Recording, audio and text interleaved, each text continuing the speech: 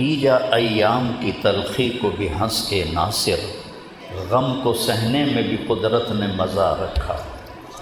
اس میں بھی ایک مزہ ہے، جیسے جواب دینے میں مزہ ہے، چپ رہنے اور سہنے، اپنے لہو کے گھونٹ پی، زخم پہ زخم کھا کے جی، آہ نہ کر لبوں کو سی، عشق ہے دل لگی نہیں، سینے پہ تیر کھائے جا، آگے قدم بڑھائے جا، یعنی زبان حال سے کہہ دے کہ ہاں ستائے جا۔ وَاصْبِرْ عَلَىٰ کا میں نے ترجمہ کیا، عَلَىٰ یہ عَلَىٰ کا ترجمہ ہے۔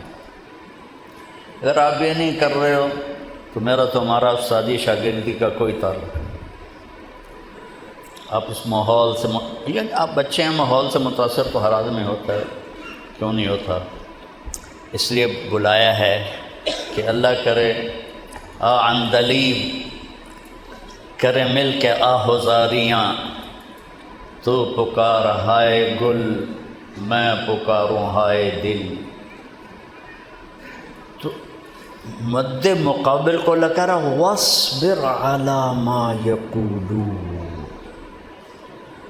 ماں جو کچھ کہیں، جو کچھ کہیں۔ دیکھو وَاهْجُرْهُمْ هَجْرًا جَمِيلًا، حجراً جمیلا۔ حجراً جمیل کا کیا مطلب ہے؟ کہ نہ تعلق توڑنا ہے، نہ جواب دینا ہے، اور نہ منہ موڑنا ہے، تھوڑا فاصلہ رکھو۔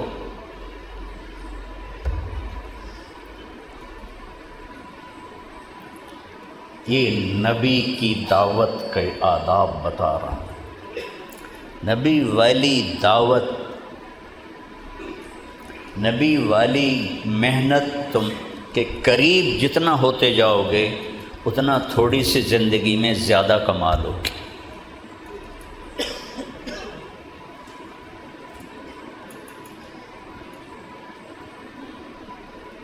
آپ تشریف فرما تھے کوہ صفا پر، تو ابو جہل گزرا، آپ کو دیکھ کے گالیاں دینے لگا۔ آپ بیٹھے ہوئے تھے، آپ چپ بیٹھے رہے، نے پھر اور گالیاں دی، آپ چپ بیٹھے رہے، پھر اس نے اور گالیاں دی، آپ چپ بیٹھے رہے، پھر اس نے ڈنڈا ہاتھ میں تھا، آپ کے سر پہ مارا، کمر پہ مارا، آپ خاموشی سے پٹتے رہے۔ نبی میں اتنی طاقت ہوتی ہے کہ رکانا جیسے کہ اٹھا کے پھینک دیا تھا، تو ابو جہل کیا تھا؟ پھر آپ کو یہاں سے پکڑا اور یوں پتھروں پہ گھسیٹتا ہوا چلا گیا، اور آپ نے اف نہیں کی۔ طائف کے پتھر کھا کے بھی آپ کہیں لا ان شئت اطبق علیہم الاخشبین۔ اگر آپ قرآن پڑھو اور آپ سیرت پڑھو تو آپ کا رخ ہمیشہ صحیح رہے گا۔ اگر آپ صرف آج کے اکابر کو دیکھو، آج کی کتابیں پڑھو، تو نبی کے سوا تو کوئی بھی کامل نہیں۔ ادب ہے، احترام ہے، اتباع صرف نبی کا ہے۔ تو اس کے بدلے میں ہوا کیا؟ حضرت حمزہ شکاری تھے رضی اللہ عنہ، شام کو واپس آئے تو ان کی باندی وہاں کھڑی تھی۔ انہوں نے کہا ارے ابا ہمارا، آپ کی بیٹی کا نام تھا ہمارا، بیٹا کوئی نہیں تھا، ابا ہمارا کاش آج تو اپنے بھتیجے کا حال دیکھتا۔ کہنے لگے کیا ہوا؟ کہا یہ ابو الحکم نے اسے مار مار مار کے لہو لہان کر دی۔ ان کے ہاتھ میں وہ کمان تھی، کمان بھی لکڑی کی نہیں تھی، لوہے کی تھی۔ تو وہ سیدھے غصے سے پہنچے حرم میں، آگے نادیہ میں بیٹھے ہوئے تھے قریش، کہنے لگے تو نے میرے بھتیجے کو اکیلا سمجھا ہوا ہے؟ اور زور سے ماری کمان، اس کے سر پر خون نکلنے لگا۔ تو اس کے قبیلے کے لوگ اٹھے پکڑنے کے لیے، کہا چھوڑ دو چھوڑ دو چھوڑ دو، کچھ نہ کہو کچھ نہ کہو، یہی تو محمد چاہتا ہے کہ ہم آپس میں لڑ پڑیں۔ کہنے لگا میں بھی آج محمد کا کلمہ پڑھتا ہوں۔ اب کہنے کہ جب میں گھر گیا تو آج شیطان نے مجھے پکڑا، یہ تو نے کیا کیا، باپ دادا کا دین چھوڑ دیا، چونکہ وہ جوش میں کلمہ پڑھا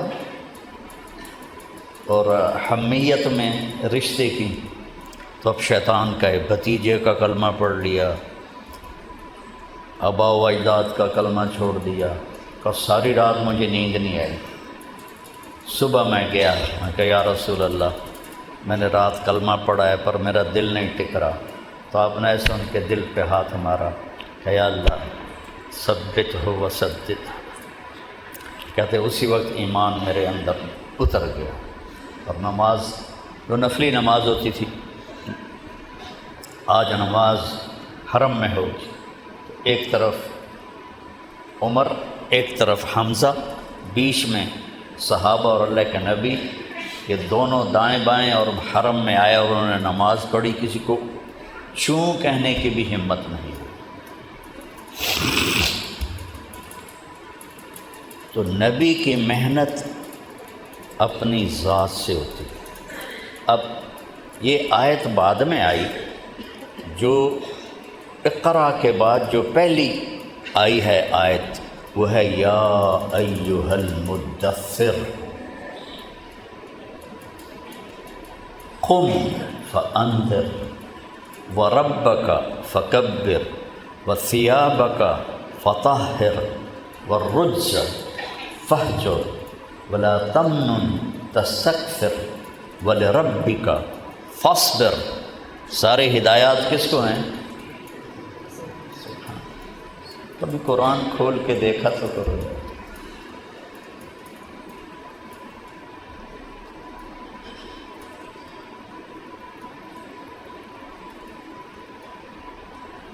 مدثر کہتے ہیں چادر میں لپٹا ہوا، مزمل بھی کہتے ہیں چادر میں لپٹا ہوا، تو پھر یہ دو الگ لفظ کیوں ہیں؟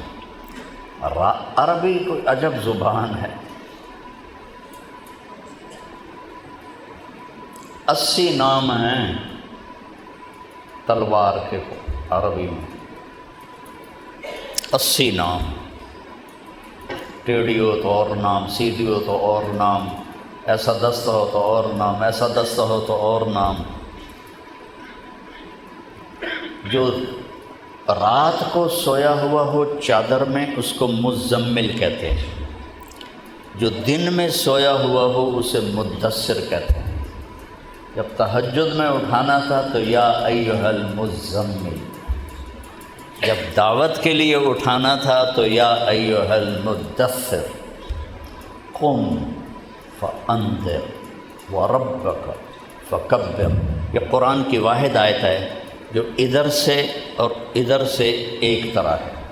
وَرَبَّكَ فَكَبِّرْ، اس کو الٹا کر کے پڑھو تو وَرَبَّكَ فَكَبِّرْ بنتا، یہ ایک ہی آیت ہے پورے قرآن۔ یہ اللہ نے اس کو کیوں اس طرح کیا ہے وَرَبَّكَ فَكَبِّرْ وَرَبَّكَ فَكَبِّرْ، کہ اٹھتے بیٹھتے آتے جاتے پھرتے چلتے اپنے رب کے بول بول، اپنے رب کے بول بول۔ وَثِيَابَكَ فَطَهِّرْ، اپنے ظاہر کو بھی صاف ستھرا خوبصورت بنا۔